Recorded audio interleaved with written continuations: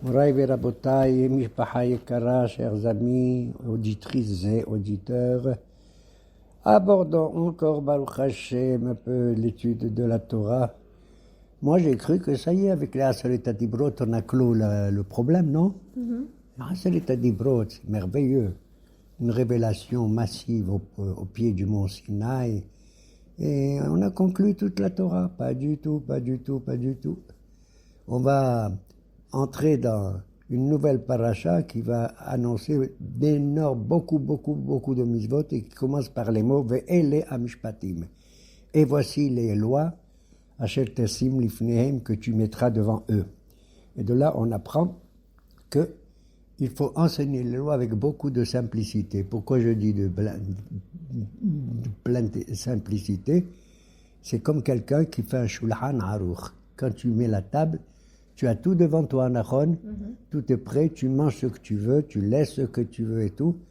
De la même manière, il faut présenter les commandements d'Akadosh Baruch Hu dans la Torah de manière la plus simple et la plus accessible. Nachon? Voilà pourquoi le parakosha commence par un vav, ve'ele, et voici. Mosif ala rishonim. Ne te contente pas de faire que les 10 commandements, même s'ils ont été merveilleux, Nachol, un grand spectacle au Sinaï, avec le chauffard, avec le tonnerre, avec les hanan, avec même de la pluie, etc. Non, la loi, elle se fait aussi, la religiosité se fait aussi dans le cadre le plus simple possible, comme ve'ele à Mishpatim, Nachon. Cependant, il faut dire que nous abordons maintenant une période très riche en événements et on approche bien sûr de la fête de Purim et de la fête de Pessah.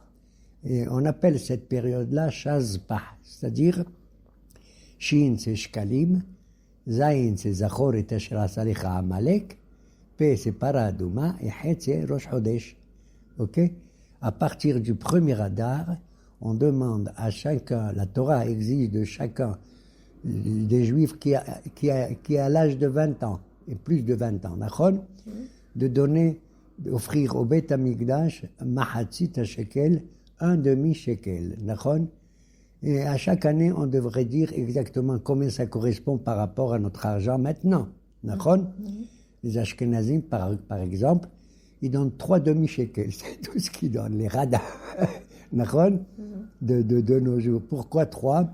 Parce que dans la mitzvah de donner le mahatzit shekel, le pasuk là-bas, il mentionne 3 fois le mot teruma, teruma, teruma.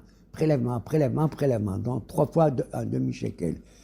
Et cette loi, elle est valable que pour les hommes qui sont âgés au-dessus de 20 ans.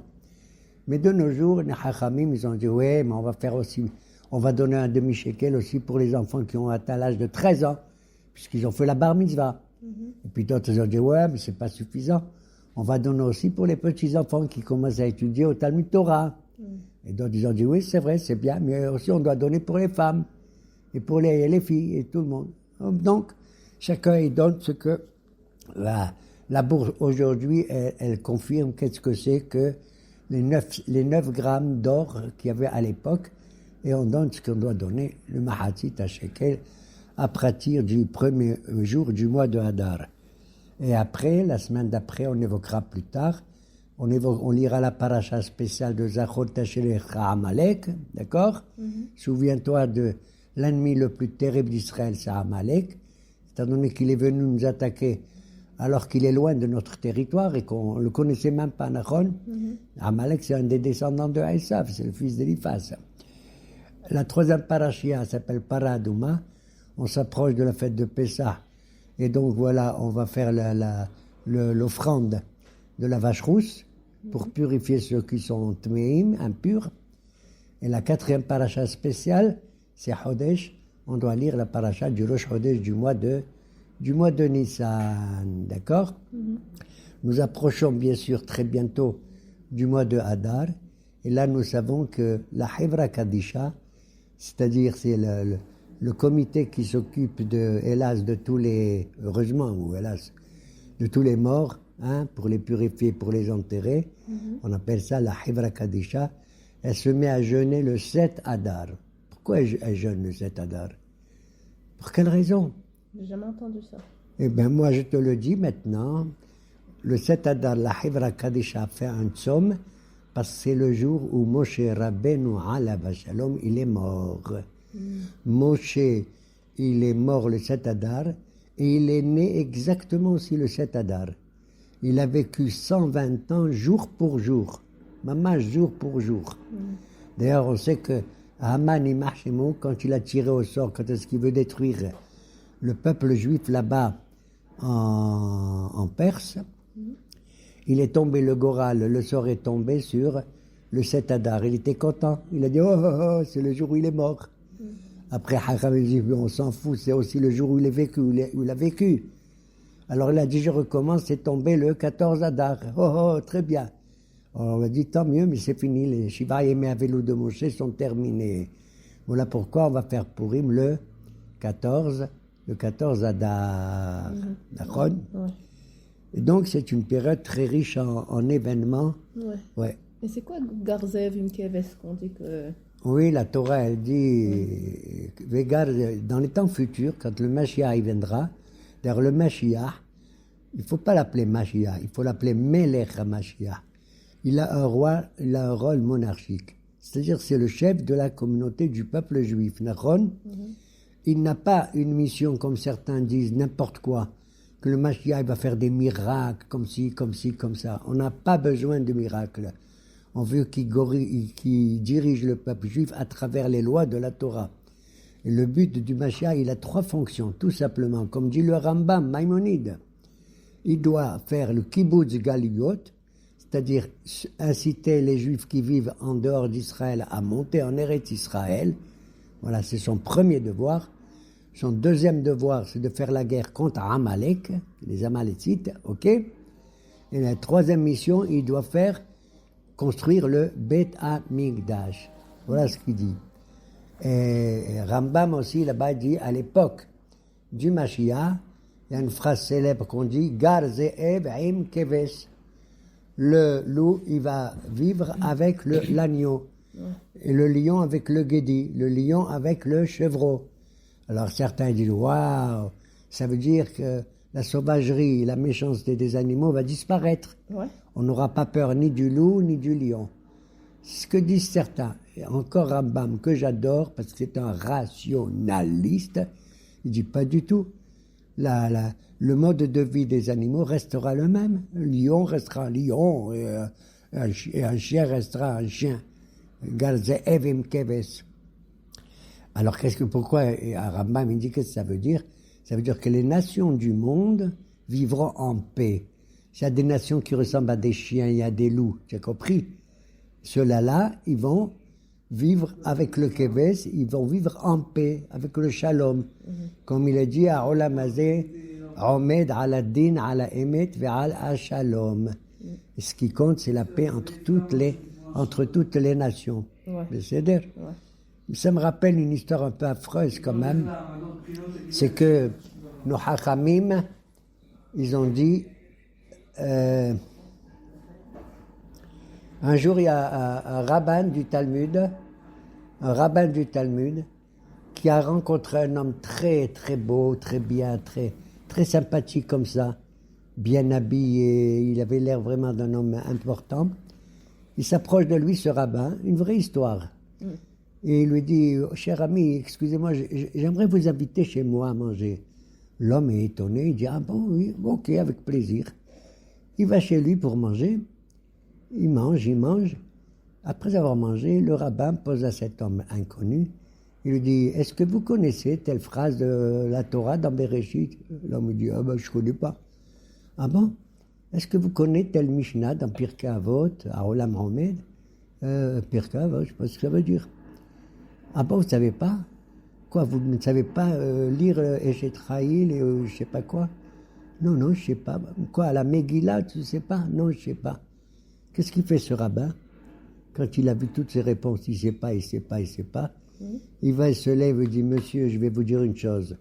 Achal kelev est à lechem chez la rave. Le chien, il a mangé le pain du rave. C'est affreux ce qu'il lui a dit. Ça veut dire qu'il le compare à un chien. Tu es comme un chien qui mange de la nourriture du rave, c'est moi le rave. T'as compris?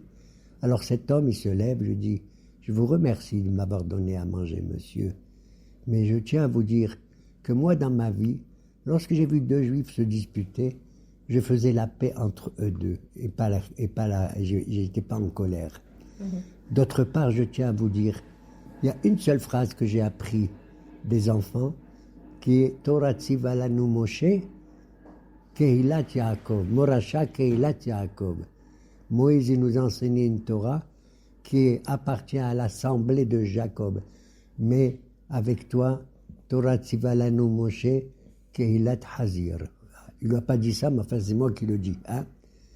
C'est affreux de parler comme ça. Tu reçois quelqu'un, il ne connaît pas la Torah, il ne connaît rien, mais parle-lui gentiment. C'est justement ce que la Torah vient nous apprendre. De se comporter même avec les gens qui commettent des bêtises. Voilà, par exemple, Kitikne Eved Ivri, c'est le début de la paracha de Mishpatim, d'accord? Kitikne Ivri. Lorsque tu fais l'acquisition d'un serviteur juif, d'accord? Pourquoi on fait l'acquisition d'un Eved Ivri? Parce que ce Eved-là, cet homme-là, c'est un voleur. Il a volé quelque chose, on lui demande de rembourser. Au lieu de rembourser, il n'avait pas d'argent. Il n'a pas d'argent pour rembourser le fruit du vol. D'accord? Alors la Torah, elle dit, eh bien, pour rembourser l'argent, tu vas aller devenir le serviteur de X, de monsieur X, et tu vas travailler autant qu'il faut pour le remboursement de cet argent. D'ailleurs, les nations d'avant, certaines qui étaient sauvages, quand il y avait un voleur, tu sais ce qu'ils faisaient? Il lui a dit, tu as volé avec ta main, on te coupe la main. Il coupait la main du voleur. Jusqu'à aujourd'hui aussi, il y en a qui font ça. Aujourd'hui, il y en a qui font aussi. Et pire encore aujourd'hui, enfin pire. Un type, il a volé, qu'est-ce qu'on fait? On le met en prison. Quand il va en prison, il apprend encore à être un plus grand voleur. Pourquoi? Parce qu'il va se mélanger avec une société de truands. La prison, qui c'est qu'elle là-bas? Des truands. Mais nous, la Torah, comme elle est merveilleuse, ni on lui coupe la main, ni on le met dans une prison, ni rien du tout. On lui demande de s'associer avec une autre famille pour laquelle il va être en service. Mais la Torah a dit, tu te rends compte? Est-ce que ce Eved, tu vas le traiter très mal? Pas du tout. Si par exemple, moi, j'ai un Eved, j'ai un seul coussin pour dormir, je lui donne à lui. Tu te rends compte? J'ai un seul pyjama, je le donne à mon Eved. Incroyable, mais vrai. C'est ce que nos Hachamim dit, Kana Eved, Kana lo Adon. T'as compris? Celui qui acquiert un Eved, c'est comme s'il acquiert un maître. Pourquoi? Le but de tout ça, c'est d'apprendre à ce voleur qui devient Eved, serviteur, c'est de lui apprendre quelle est une vraie famille, comment on vit le Shabbat, comment on se respecte les uns et les autres et tout. Et c'est ainsi qu'il apprend à ne plus être un délinquant. Mais un Eved, un moment, il faut qu'il se détache de son Adon. Ben oui, au bout d'un certain temps, d'après la Torah, si le vol est énorme, il est serviteur pendant 6 ans. Tu te rends compte? Au Bashivi'it, et la 7e année, il est libéré. Donc, il s'en va, il quitte le Adon, le maître, et il mène une vie normale. S'il était marié, il retrouve sa femme, il retrouve ses enfants et tout. Maintenant, une chose absolument incroyable, ce serviteur, il était tellement content d'être le serviteur de son maître qui est gentil, il lui a dit, non, je ne veux pas que tu me libères, je reste avec toi tout le temps, autant que je veux, serviteur. Alors le maître, il dit, ah, tu es fou, la Torah, tu sais ce qu'elle me dit de te faire maintenant? Elle me dit de te prendre et de te mettre devant la porte de la maison, entre les 2 poteaux et le linteau, je prends un poinçon, t'as compris? Et je vais te percer l'oreille. Pourquoi il lui perce l'oreille? Avec le marseilla. D'accord? Étant donné que cette oreille qui est la tienne n'a pas été capable d'écouter ce qui est dit dans les Aseret Adibrot et d'apprendre que tu es sorti d'Égypte et qu'il faut la liberté. Le bon Dieu, il a investi tellement de makot pour nous faire sortir de la havdout, de l'esclavage, et toi tu continues à maintenir cet esclavage, même s'il t'apparaît comme bon, tu dois être libéré. Voilà pourquoi. Alors tu sais pourquoi on fait un poinçon, on lui trouve l'oreille? Il lui dit, l'oreille qui a entendu au Sinaï, tu dois être libre. Le seul serviteur qu'on doit être, c'est Alelo Avde Adonai. On doit être les serviteurs de Dieu, pas les serviteurs ni les esclaves des êtres humains. Rappelle-toi, quand nos ancêtres ils sont sortis d'Égypte, la veille de la sortie d'Égypte, ils ont fait le Korban Pessah et ils ont pris le sang. Qu'est-ce qu'ils ont fait avec le sang? Ils ont badigeonné les deux linteaux et le linteau et les deux poteaux. D'accord? Et c'est ainsi qu'Akadosh Baruch Hu, lors de la mort des premiers-nés, Passah al-Bate Ben Israël, il a sauté au-dessus des maisons juives pour attaquer uniquement les maisons des Égyptiens. Et c'est ce symbole-là qu'on fait de la Marseillaise qui lui rappelle « Sois libre ». S'il maintient sa position, Ba'avado l'Erolam doit être serviteur pour toujours. Mais même là-bas, les rabbins, ils ont dit l'Erolam, ça veut dire pour toujours, toute sa vie, jusqu'à la venue de la Shemitah, du Yovel, du jubilé. D'accord? Tout 7 fois 7 ans de Shemitah, c'est le jubilé, on doit libérer tout le monde. D'accord? Et donc, voilà. Ok. Et dans la paracha, il y a aussi le halachot des Melachim. Il y a beaucoup de halachot dans la paracha de Mishpatim. Incroyable. Une des halachot essentielles, c'est la nomination d'un roi. Et il faut qu'on ait un roi, comment il faut le choisir, etc. Et là, il y a une mahloket, une controverse entre des rabbins. Je cite essentiellement dont Yitzhak Abrabanel. Il dit, c'est vrai qu'on a eu des rois dans l'Antiquité, d'accord? On a eu Shaoul, on a eu David, on a eu Shlomo, on a eu des rois. Certains étaient bons, certains étaient moins bons, etc. Mais en vérité, moi, Abrabanel, je suis contre la monarchie. Je suis pour la démocratie, d'accord? C'est le peuple qui doit diriger, comme de nos jours on le fait avec le Parlement, avec un gouvernement et tout, parce qu'un roi, on ne sait pas comment il croit, et par orgueil, il risque de mal se conduire, d'accord? La Torah a dit, oui, si on a un roi, il faut au moins qu'il fasse trois mitzvot, d'accord? Pour pas devenir orgueilleux au-dessus du peuple. Lo yarbelo nashim, il faut pas qu'il ait trop de femmes. À l'époque, un roi devait avoir jusqu'à 18 femmes, pas plus. Tu sais combien il a eu des femmes, David Amelech? 18. 18. On raconte, mais c'est une blague entre guillemets, il faut la comprendre comme ça, que Shlomo, il en avait 1000. Va te faire voir, je comprends rien. Alors, première loi du roi, il faut pas, lo yarbelo nashim, il faut pas qu'il ait trop de femmes. La deuxième loi, lo yarbelo susim. Il faut pas qu'il ait trop de chevaux pour lui-même. Pour son armée, oui, mais pour lui-même. Pourquoi? Parce que les chevaux, à l'époque, on les achetait en Égypte, pour pas qu'on retourne en Égypte, d'accord? Lo yarbelo susim, velo yarbelo kesef. Il faut pas qu'il ait trop d'argent et d'or. D'accord? Il faut que l'argent et l'or soient le trésor national et pas qui appartient. Voilà pourquoi, d'après ces lois, Abrabanel n'était pas... D'ailleurs, on le sait quand à l'époque, quand on lit dans la Bible, les Juifs, ils ont demandé à Shmuel Hanavi, on veut que tu nous nommes un roi, on veut que tu nous nommes un roi. Et ça a énervé Shmuel Hanavi. Parce que jusqu'à présent, qui c'est qui s'occupait de tout le peuple d'Israël? C'est Shmuel. Et il allait, le pauvre, d'endroit en endroit, il se baladait partout pour enseigner la Torah et diriger le peuple. Tu comprends? Alors à ce moment-là, le bon Dieu l'a dit, écoute, ils veulent ça, et écoute, laisse tomber. En vérité, c'est pas toi qui le méprise, Shmuel, c'est pas toi qui le méprise. C'est moi, le bon Dieu, que le peuple il méprise.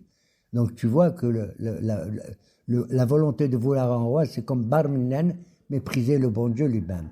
C'est ce qu'il a dit Rabbi Yitzhak Abrabanel. C'est une des mitzvot. Il y a des mitzvot. Il y a beaucoup de mitzvot dans cette paracha. Énormément. Par exemple, une des mitzvot que j'aime, c'est incroyable. Kiter e hamor sona'acha robet tahat masao. Lorsque tu vois l'âne de ton ennemi, de celui que tu détestes, il porte un fardeau très lourd, azov ta'azov ilmo. Tu vas aider le pauvre petit âne, n'est-ce pas, à enlever le fardeau qu'il a sur le dos pour qu'il se repose un peu. Où on a vu ça? Moi, si je rencontre Barminan, un ennemi, je le déteste. Tu crois que je vais l'aider? Pas du tout. Non, la Torah dit, Monsieur Goethe, pas du tout, tu dois l'aider. C'est parce que quand tu l'aides, ça fait partie de Tsahar Ba'al Haïm. C'est une loi incroyable. On ne doit pas faire de la misère aux animaux, les faire souffrir. À tel point que, quand moi j'ai des animaux, comme par exemple des chèvres, des lapins, je ne sais pas quoi, des oiseaux, des poissons, hein, je dois leur donner à manger avant que moi je mange. Voilà, comme on dit dans le Kriyat Shema, on le dit, hein, mais natata lehem les behemticha, et après va khalta vesabata. Tu donneras à manger à tes animaux et après toi tu manges. Pourquoi? Parce que moi j'ai pas peur. Même si j'ai faim, je sais que je vais bientôt manger. J'ai tout ce qu'il faut dans le frigidaire et dans le four. Mais un animal, il sait pas, il n'a pas de frigidaire, il n'a pas de four, il faut qu'il cherche sa nourriture partout. C'est ce qu'on appelle tsahar ba'aleh hayim, la cruauté vis-à-vis des animaux. Même ça, il faut pas. Regarde comment on attendrit notre cœur, même vis-à-vis d'eux, comme ça. On le maîtrise, notre cœur aussi. Oui. Il y a des lois sur, par exemple, les arba'a bot nezikim. On dit à un juif, fais attention à ne pas commettre des dégâts. Par exemple, ashor, abor, amaba'ir, ve'eva'ir. Par exemple, tu creuses un puits. Ne le creuse pas dans le domaine public. Les gens ils vont tomber dans le trou. Même si c'est pas des gens, un animal qui tombe, n'importe qui, il va mourir là-bas. Donc fais attention où tu creuses un puits. Fais attention à, par exemple, quand tu fais du feu, que ce feu ne va pas se déployer ailleurs. Il risque de faire des dégâts ailleurs. Ashor, si tu as un taureau, fais attention qu'il soit muselé pour pas qu'il attaque d'autres personnes. Ashor, abor, amaba'e, va'e, amaba'e aussi. C'est-à-dire que tu évites toute forme de dégâts vis-à-vis d'eux. Il y a aussi une loi, c'est la arba'a shomrim. C'est-à-dire que quelqu'un, il confie à un autre un objet. Et cet autre-là, il doit faire attention à ne pas commettre du mal sur cet objet. Alors, il y a le shoel, celui qui emprunte, il y a le shomer sachar, avec l'argent, shomer hinam, gratuitement, etc. Alors, tout ceci en fonction. Si moi, je lui confie quelque chose et qu'il me paye, ou que moi, je lui paye, alors en fonction de ça, il y a des lois tout à fait différentes pour savoir quelle est la responsabilité de qui et tout. Il y a les lois, par exemple, aussi sur les crimes que Dieu préserve. Moi, je suis dans une forêt et je suis en train de couper un arbre. D'accord? J'ai une hache très, très forte. Oh, je la soulève. Et brusquement, le fer de la hache, il s'envole dans l'air et il va tuer quelqu'un qui se trouve à 100 mètres. Et moi, j'ai jamais vu ce personnage, donc c'est Béchogué. Je l'ai pas fait volontairement, mais involontairement. À ce moment-là, j'ai une certaine responsabilité. Je suis pas mis à mort parce que j'ai pas commis ce crime réellement, intentionnellement. Mais la Torah elle nous dit, je suis obligé de me sauver. Je dois aller dans des villes qui s'appellent Aré Amiklat, les villes de refuge. Il y en avait 3 à l'est du Jourdain. C'est Besser Bamidbar, Vet Gilad Babashan, Vet Ramot Bagilad, Vet comment ça s'appelle au nord? Il y avait Hebron aussi. Il y avait Hebron aussi. Kiryat Arba. Hebron, Kiryat Arba et Kadesh de Naphtali. Donc cet homme-là, qui a commis involontairement un crime, il doit aller dans la ville de refuge, là-bas, et on l'accepte gratuitement, tu te rends compte? Comme ça, le pauvre, il n'est pas tué par un membre de la famille qui veut, un Goël Adam, qui est énervé, on a tué son frère ou son fils, d'accord? Il reste là-bas jusqu'à la mort du Kohen Gadol. Tant que le Kohen Gadol est vivant, il reste dans le Haramikla, dans les villes de refuge. Voilà pourquoi la Torah nous raconte que la mère du Kohen Gadol, elle dit, je vais offrir à manger à ce type involontaire, Nachon, pour pas qu'il maudisse Barmenan, mon fils, le Kohen Gadol. Parce que s'il le maudit, peut-être que le Kohen, mon fils, il risque de mourir à cause de cette malédiction. Elle lui offre ça jusqu'à ce que, finalement, le Kohen Gadol est changé par un autre et le criminel involontaire, il peut quitter la Haïra Miklat, la ville de refuge. Quel est le rapport entre le Kohen Gadol et cette histoire? Pourquoi c'est Kashour Echad Besheni? Parce que le Kohen Gadol, étant donné qu'il a une mission spirituelle très très grande, tu sais, il fait les korbanot, il rentre au Kodesh HaKodashim et tout, il est dans un monde spirituel très très élevé, Nachon. Normalement, lui, sa prière, elle aurait dû faire en sorte que même un crime involontaire ne peut pas être commis. Tout se passe comme si le Kohen Gadol se sent responsable si un juif y tue involontairement un autre. S'il y a de la violence comme ça, de cette manière. Tu comprends?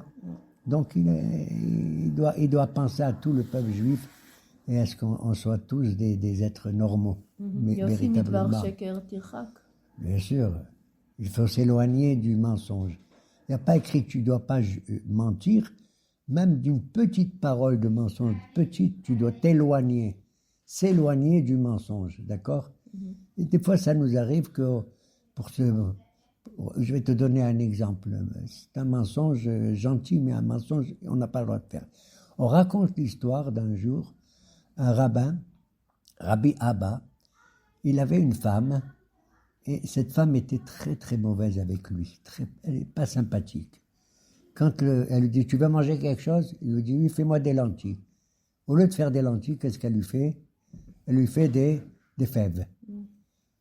Quand un jour, il a dit, alors bon, fais-moi des fèves. Au lieu de faire des fèves, qu'est-ce qu'elle lui fait? Des lentilles. Elle fait le contraire de tout ce qu'il demande.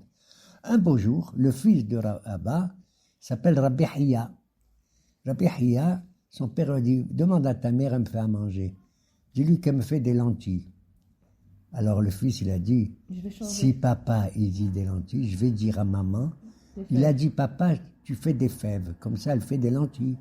Qu'est-ce qu'elle a fait, la maman? Elle a fait des lentilles. Elle a changé. Elle a changé quand même. Et elle a fait des lentilles. C'est ce que voulait le père. Ouais. Mais lui, il ne savait pas, le père. Et il apporte son fils, papa, voilà ce que tu as demandé. Quoi? C'est pas vrai, elle s'est améliorée, ma femme, ou quoi? Je lui ai demandé ça, d'habitude elle me donne le contraire, et là, elle a fait. Alors Rabbi Hiya lui dit, papa, excuse-moi de te le dire, c'est moi qui ai changé. Tu m'as demandé des lentilles, je lui ai dit, fais à papa des fèves, comme ça, elle t'a fait des lentilles. Et là, les Hachamim, ils ont dit, le rabbin, il a dit à son fils, tu n'avais pas le droit de mentir, même si c'est pour mon bien.